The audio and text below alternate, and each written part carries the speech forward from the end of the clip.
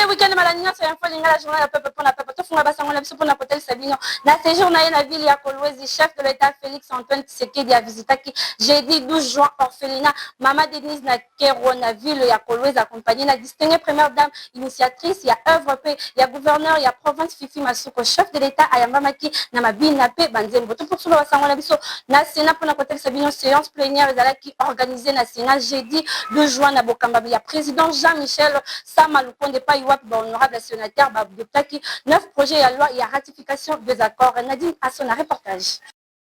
Économie générale, il y a 8 entre yango. Et Zala qui présenté, et pas ba honorable sénateur, peut défendu, et pas ya ministre ya ba finance, Doudou Fouambalikunde Libotaille. Et Zali bongo projet à loi, autorisant ratification, il y a accord, il y a crédit, F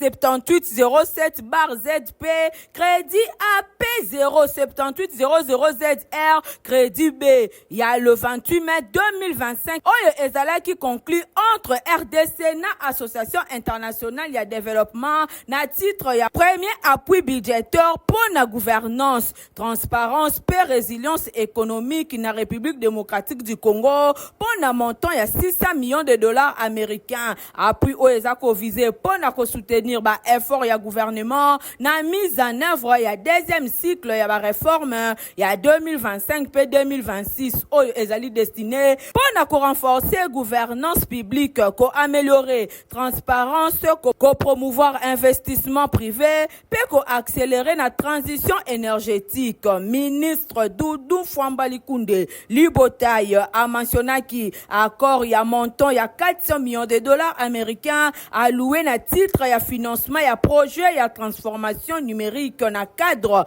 ya numérisation inclusif na est pe na sud ya Afrique oyo ezala qui conclut entre RDC PIDA na ko utilisaka approche programmatique multiphase. Objectif ya projet oyo ezali pona ko accélérer inclusion numérique, ko accroître accès na connectivité ya haut débit abordable pe qualité, ba paiement électronique administratif dématérialisé. Nangambo ya accord Mosusu, il y a 250 millions de dollars américains pour un projet durable paix développement na centre hydroélectrique Inga 3 paix corridor économique associé. Oyo date ya projet Oyo et kozala conclu peut fixer le 31 décembre 2030. Ministre ya finance Doudou Fouamba a évoqué qui peut ba montant ya 115,2 p 225 millions de dollars américains pour un projet de développement ya ba transport pe connectivité. Objectif global ezali ya ko fournir connectivité résiliente na climat sûr pe durable le long ya section ya 200 km ya route nationale numéro 2 pe ko renforcer capacité institutionnelle pe réglementaire na secteur ya ba transport ya République démocratique du Congo pour un projet ya résilience oyo contre inondation urbaine montant ya 200 millions de dollars ezala qui évoqué pour na ko renforcer ba capacité ya gestion liée na climat pe na ba risque ya catastrophe na RDC pe ko réduire ba risque ya inondation na Kinshasa pe na Kalemi pour na kosukisa projet ya ville durable na montant ya 40 millions de dollars américains pour na ko améliorer résilience ya ville ya Boma pe ba conditions de vie ya basi pe ba jeune réhabilitation ya ba kirage ya ba caniveau amélioration ya accès ya eau potable pe qualité. Projet Oyo ezali en cours tina mars 2031. Projet ya loi Oyo eleka ki na débat suite na motion d'ordre ya honorable Boketu toujours au cours ya séance plénière Oyo ba honorable sénateur ba adopta ki rapport ya commission infrastructure pe aménagement du territoire o ezala ki co-présidé et pas ya honorable sénatrice Nikomba Madeleine. La plénière, il y a jeudi 12 juin, honorable député Bayokaki, ba réponse, il y a 2 jours, il y a régie des eaux. La question orale avec code de Bapé, Babdotaki, projet, il y a loi, il y a programmation, il y a mise en œuvre, il y a police nationale congolaise. Arrêtez le premier reportage.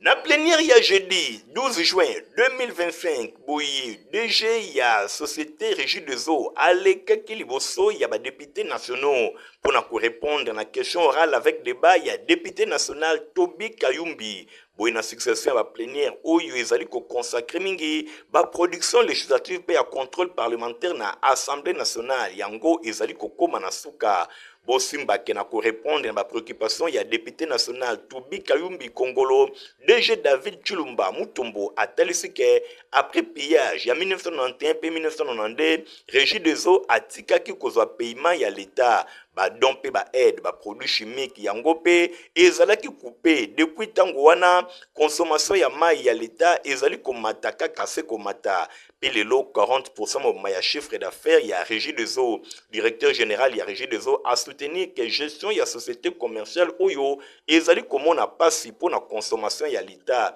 azali ko disposer ba facture ya consommation mensuelle boye 6 millions de dollars américains mobimba oyo Régie des eaux azali ko swate kino lelo suite na ba paiement ezali ko sale mate kaka ba promesse bosimba ke na ba réponse nyonso oyo ezali nde ba pauvre classe moyenne bango bazali kokoba pour nous financer Régie des eaux. Numéro 1, il y a Chambre basse, il y a Parlement, professeur Vital Kamere, Azwa Kimaloba pour nous interpeller l'institution, il y a République démocratique du Congo, peba autorité nyonso, baye banako futa kaba facture, il y a Régie des eaux pour nous permettre bango ba fonctionner. Bongo nasima, débat moko ya makasi ezalaki ba élu ya peuple ba abordaki, ba question ebele mingi oyo ezali lié na qualité ya mai ya Régie des eaux oyo population azali ko consommer balobela ki ba ndenge ba tuyauterie na bango ekomi ya kala pe situation ya district ya Changu paiement ya ba agent na ba zone oyo ezali occupé pe ba fond ya Régie des eaux oyo bazali kozwa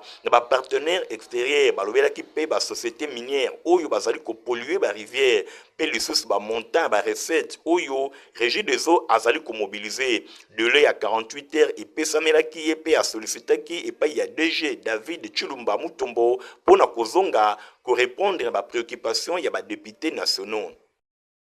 L'Assemblée nationale bosimba ko situation sécuritaire na est ya RDC ezalaki na tina ya masolo jeudi 12 juin entre président et Assemblée nationale Vital Kamerhe na chef d'affaires AI il y a délégation ya Union européenne na RDC encore une fois de plus Héritier Makindeli. Pour le voir, vous allez bien? Content de revoir ici. Situation sécuritaire na partie est de la République démocratique du Congo nde ezali ko attirer tango nyonso attention ya communauté internationale depuis offensive diplomatique oyo ezalaki lancé et pas ya chef de l'État Félix Antoine Tshisekedi Tshilombo appuyé na diplomatie parlementaire oyo ezali mené na bureau ya Assemblée nationale na cadre wana nde numéro 1 ya chambre basse ya parlement professeur Vital Kamerhe abetaki masolo jeudi 12 juin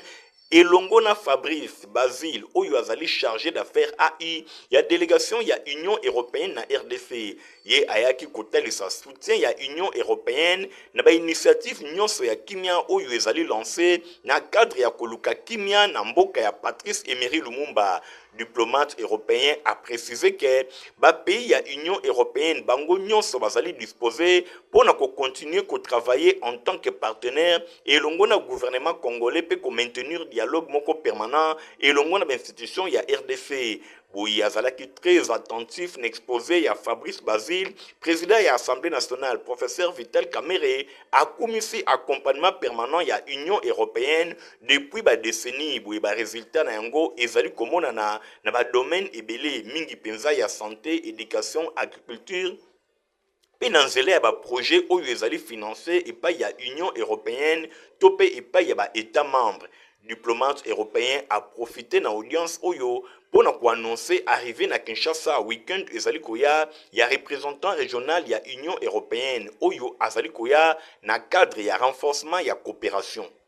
Professeur Vital Kamerhe, président de l'Assemblée nationale, Yambaki, jeudi 12 juin 2025, représentant de l'UNICEF na RDC situation, Yabana, Peba, jeune fille congolaise, Ndezalaki na centre, Yamasolo Nabango, reportage. Le collègue de l'Union européenne. Merci beaucoup. Représentant ya UNICEF na République démocratique du Congo, John Agbor abetaki masolo jeudi 12 juin 2025 elongo na président ya Assemblée nationale professeur Vital Kamerhe. Situation ya bana ya RDC en général pe ya filles congolaises en particulier nde ezalaki na centre ya masolo na bango. Ezalaki mingi po na représentant ya UNICEF asasire ke Assemblée nationale azali ko accompagner gouvernement ya RDC na nzela ya législation en faveur ya droit ya bana bazali ko concrétiser ba différents traités internationaux oyo ezala ratifié na ngambo mosusu. Représentant ya UNICEF na RDC a plaidé pour na augmentation ya budget oyo ezali kopesama na domaine ya droit de l'enfant mingi penza éducation pe santé.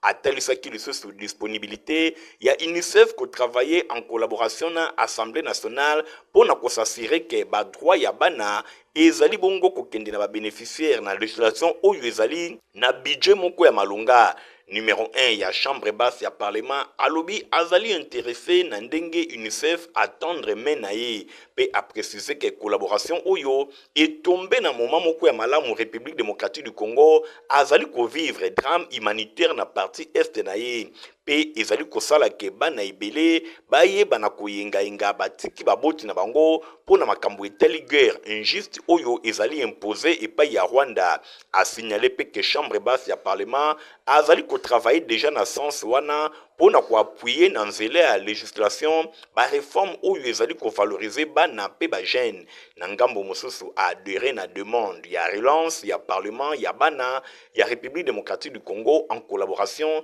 na Assemblée nationale. Totikala kaka na Assemblée nationale pour l'Angleterre Sabino jeudi 12 juin dans l'Assemblée nationale des rapporteurs Jacques Njoli a attaqué en place commissaire temporaire pour examiner réquisitoire et à procureur général près à cour de cassation pour la poursuite contre Constant Mutamba. Bolala. Rapporteur ya Assemblée nationale, professeur Jacques Njoli, na kombo ya président Vital Kamerhe a procédé qui jeudi 12 juin 2025 na installation officielle ya commission spéciale paix temporaire chargée à examiner réquisitoire numéro 2048 bar RMPV bar 0221 bar PGC CAS bar WB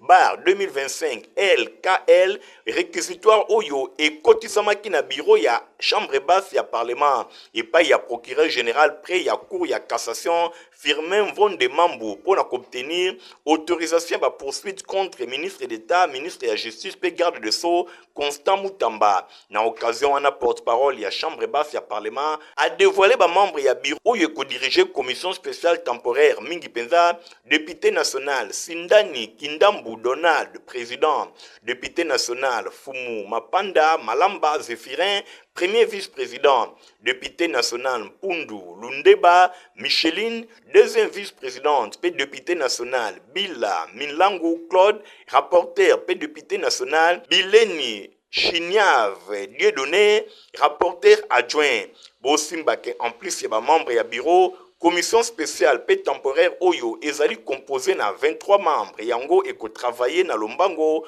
pour na ko présenter rapport na bango na niveau ya plénière avant clôture ya session ya mars 2025 Oyo ezali prévu le 15 juin 2025.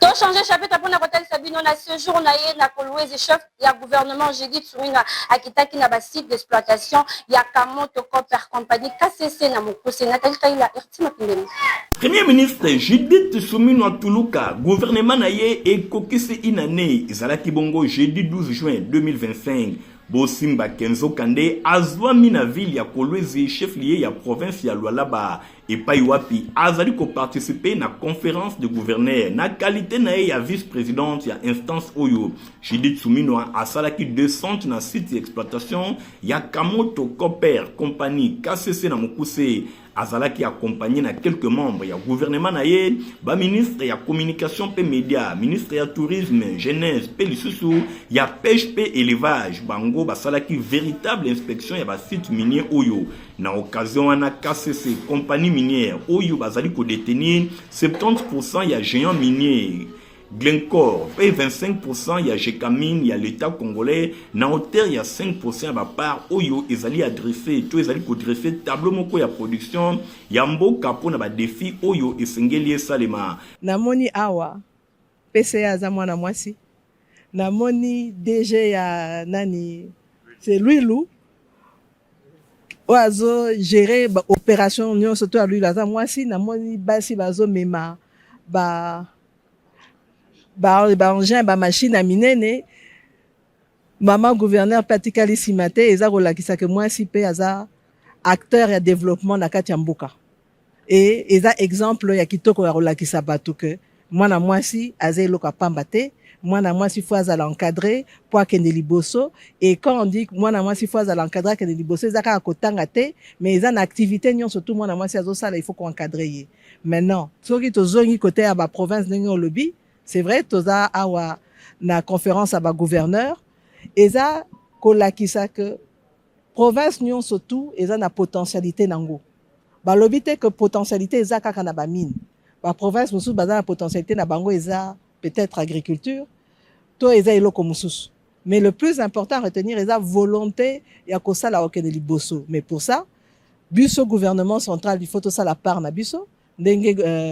mokonzi ya mboka lobaki na ba engagement na ye de diversification de l'économie totale ndenge na cadre de diversification ana tozo continuer kotonga banzela ezo salama peut-être pas partout à la même allure que bateau balingi, mais le plus important c'est kotala ndenge to bandi et ndenge tozo kendeli. Mbappé Boyebake, Premier ministre, a sepelaki mingi pour retrouver quelques membres du gouvernement na terrain na séjour spécial Oyo ezali ko marqué première année exécutif central Oyoye azali ko diriger le 12 juin 2024 nde bango bazalaki investi na Assemblée nationale. Premier ministre Louis Ponaye ezali moment moko yesengo ko retrouver na terrain ba ministre Oyo bazali ko accompagner pona mosala Oyo ezali bongo ko salema boye ba opérateur minier à garantir que le gouvernement azali conscient et ba problème nyonso Oyo bango bazali na yango secteur minier générateur et important revenu à RDC ezali ko contribuer mingi na budget ya l'état chef ya gouvernement azali ko kana ko tombola pona ko contribuer efficacement au développement ya mboka ndenge programme d'action ya gouvernement na ye ezali ko talisa. Commandant ya Légion nationale d'intervention, commissaire divisionnaire adjoint Kabe Yamakoba, François organisa qui parade vendredi 13 juin na terrain annexe ya stade de martyr pour na kopesa ba instruction ya ba troupe na ye reportage. Parade moko ya kafu pe ya Mobange ezalaki organisé vendredi 13 juin na stade de martyr de la Pentecôte mingi penza na terrain annexe na yango ezalaki pona compte ya Légion nationale d'intervention Leni na Mokuse oyo ezali désormais dirigé et pa ya commissaire divisionnaire adjoint Kabe ya Makosa François Bosimbake ezalaki occasion pona ye pour sensibiliser ba troupe na ye base d'instruction ya sika depuis ye azali nommé lokola commissaire divisionnaire adjoint pe commandant ya Légion nationale d'intervention Leni na Mokuse boye nyonso ebandaki na mateya epai wapi atelemisaki ba troupe na ye pona kotelisa bango eloko nini esengeli bayeba na kosala na Leni boye na liboso a remerciaki chef de l'état Félix Antoine Tshisekedi Tshilombo oyo azali commandant suprême ya ba FARDC pe ya police nationale congolaise azangaki pete ko remercier hiérarchie à la police mingi penza commissaire général na ndenge ba pesi confiance à diriger Leni asalaki une pierre deux coups na même occasion à présenter qui peut ba second na ye ezali bongo commissaire supérieur principal Omba Okende Etienne ye akozala chargé ba opération a présenté qui peut le sous commissaire supérieur principal Nicodème Ilunga ye azali chargé ya administration pe logistique na mbala moko abetaki sete na likambo etali discipline oyo esengeli régner na Leni basilisa kuluna bazalaka présent na mosala pe moko na moko a respecter hiérarchie alobelaki lisusu likambo etali logistique ba équipement to ba outil nyonso ya misala pe ba mituka ezali ba bien privé ya ba commandante kasi esengeli bayeba na kobatela yango po ete mosala eyeba na kosalema na ndenge ya malamu alobelaki collaboration entre ba commandant elongo na ba élément pambate ba élément bango nde bazali kosala force ya Leni ba commandant bazali wana pona ko collaborer na ndenge ya malamu asukisaki na koloba rôle ya leni ezali unité d'appui ya police nationale congolaise ezali wana lokola moteur ya police pona ko protéger mboka abetaki pe sete na likambo etali ba détachement wana ezali rôle ya IPIHP na tina wana soki ba elema ya leni bazali ko se retrouver kuna akosola na commandant ya IPIHP po ete bazongisa ba elema ya leni soki bataillon mosusu ya leni ekozala pona détachement bakotala yango sima boyoka commandant ya leni kabe ya makosa François Ndenge alobi ozalaki parade ya yambo oyo nasali na ba elema ya ngai ya leni. Alors na yebisi bango ndenge nini basengeli kotambola na mosala na kotosa mibeko na kozala na bomemia pe na koyeba ndenge ya kosala mosala kozala tango nyonso na esika ya mosala parce que mosala eza kobenga biso tango yiso na lobi na ba mission na biso ya la police tokoloba boye soki totie pembeni kobatela bato na biloko bya bango toza pe na ba formation oyo biso tosali ya leni ya kopekisa mobulu na mwa makasi et puis na kopekisa pe kokanga baye bazali kotia kolelisa population na kobotola biloko bya bango na kokanga bato mpona kosenga mbongo na kobrake na ko nyonso wana toali former na yango esengeli pe boye ba microser ya liboso to tchaba nyonso na mosala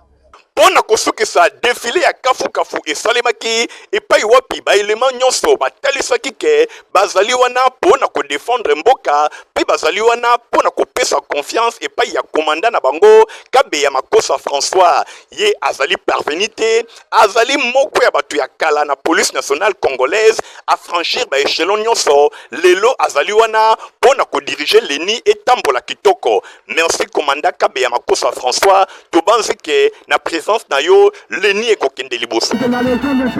Reportage oyo boti pour la désert ya Edi Mbali to pour formation na zone iko pona côté Sabino na Ligue de jeunes ya Ikovi ya Kinshasa ba ko organiser conférence scientifique le 14 juin. Voilà ba détail na Fabrice Lundomi. Kinshasa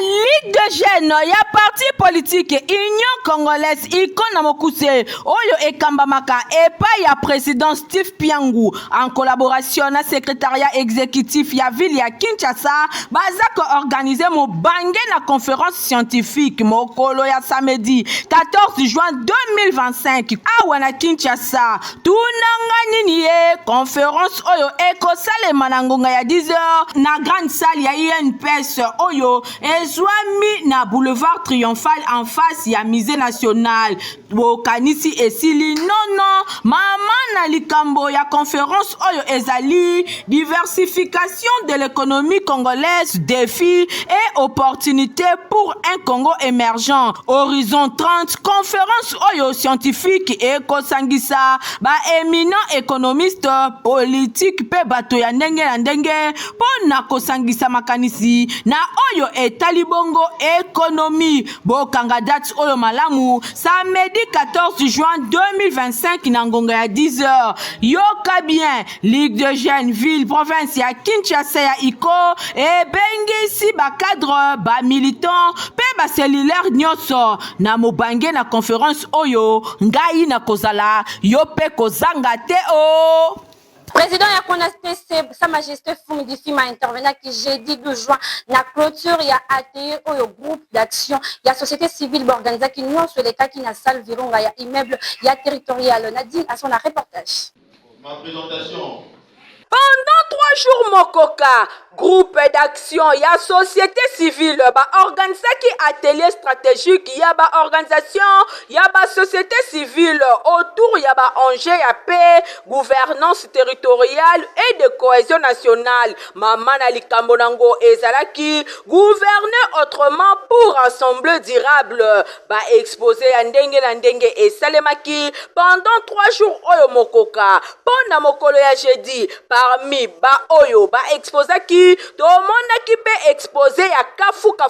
ya Sa Majesté Fumudi Mantinu roi Congo oyo azali bongo président ya conseil supérieur de l'autorité traditionnelle et coutumière azali pe lisusu président ya IATA boyeye alobelaki rôle ya autorité coutumière dans la consolidation de la paix et de la cohésion nationale. Sa Majesté Fumudi Mantinu Kindu abetaki sete pona kolobake autorité politique esengeli a respecter autorité coutumière et puis atia ye na esika na ye pamba te pouvoir coutumier yango nde ezali moboko ya bokonzi awa na Afrique pe na RDC en particulier pamba te na kozanga kotosa to ko considérer pouvoir coutumier makambo ebele ya mabe ezali kosalema nde yango kolela ezali kosila te awa na mboka na biso po topesi autorité coutumière mokongo na micro ya info lingala boyoka le roi Congo Fumu Difima ndenge alimboli notamment avec M. Carbon, que vous connaissez, qui m'ont associé. Cet atelier qui a comme objet la recherche en fait de cette cohésion. La recherche de solutions par rapport à ce Congo aujourd'hui déstabilisé. Une cohésion communautaire, quelle est l'action faut-il vraiment mettre en place? Que pensent les autorités coutumières par rapport à la situation que traverse le pays actuellement? Et je pense que notre participation, nous avions pu faire voir, comme disent l'ancestral. C'est vrai que dans notre ancestral, la faute n'est jamais à l'enfant, parce que les parents doivent porter les responsabilités sur ce que nous sommes. Mais les mêmes ancestrales qui m'ont et comme les enfants ont quand même échappé également à l'ancestral, nous pensons que la recherche des solutions, ce qui concerne la cohésion, ce qui concerne le retour du Congo. Pona koluka pe durable na mboka na biso esengeli moko na moko azala na bandi na ye pe a jouer partition na ye ndakisa autorité politique pe coutumière exposé ya Fumu Difima ezalaki vraiment riche na enseignement pe na ba leçon ya ndenge na ndenge. Présentation. La couleur à religion possible au centre évangélique Parole éternelle et à la borne Bondal Nabokambamia révérend pasteur Kalika Senda Baza Kolenge la du 7 au 29 juin convention Mounene Babengi joint la messe de compassion Nadine Assola. Nous vivons dans un monde en perpétuel mouvement, un monde où il y a plusieurs défis à relever, où chaque être humain se lève avec la volonté de bâtir, la volonté de donner un sens à sa vie. Un monde où les opportunités sont nombreuses, les rêves sont accessibles, mais le parcours reste exigeant. L'apôtre Paul, s'adressant aux Corinthiens à son temps, au chapitre 16, le verset 9, il leur dit « Porte est grande et d'un accès efficace mais ouverte,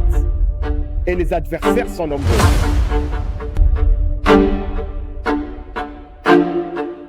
Pourquoi les obstacles? Pourquoi les difficultés? Pourquoi l'adversité bien que la porte soit ouverte au-devant de nous? Que faire face à toutes ces réalités pour posséder sa porte? Raison pour laquelle nous vous invitons à ce grand programme Joins la main des compassions, qui se tiendra du 17 juin au 29 juin ici à la Parole éternelle Bandaloua, extension de la bande, alors hâtez-vous. Et comme orateur, nous avons le pasteur Ghislain Lumpuku de la Belgique, le pasteur Bernard Fouamba de Lubumbashi, l'apôtre Roland Dalo de Kinshasa et le pasteur Kanika Senda Lumpungu, pasteur du centre évangélique La Parole éternelle. Nous sommes sur l'avenue Kisangani 5213, référence virage à Solongo. Que Dieu vous bénisse et bienvenue à tous.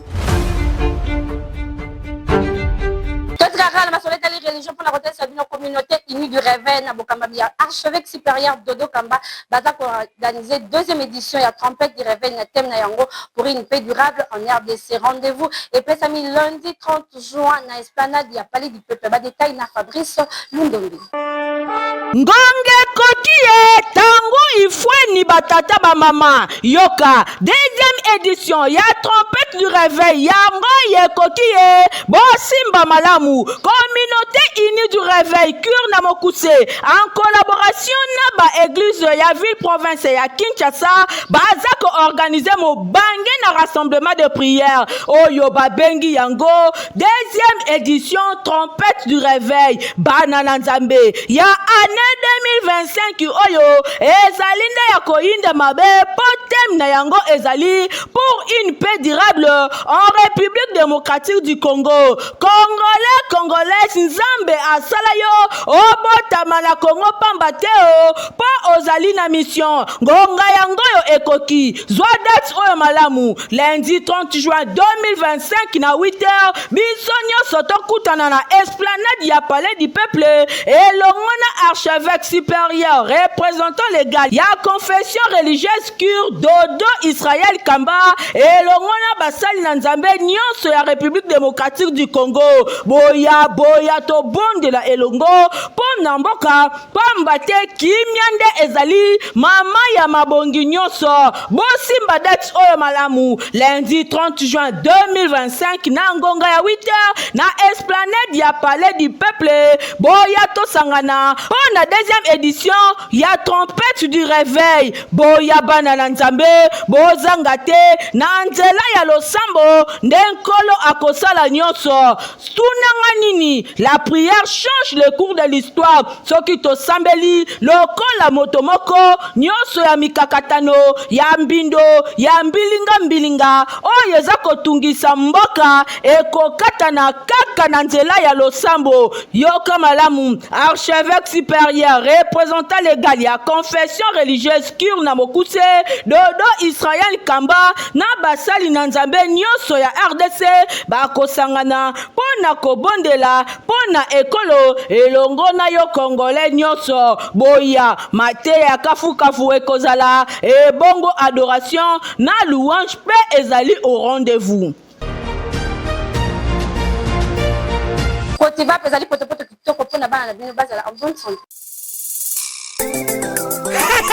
Protivap encore et toujours. Oyo mama bituna tuna aye bakateti lero apesa mwana ye bire. Ebe na santé kitoko boye. Olesaka ye nini?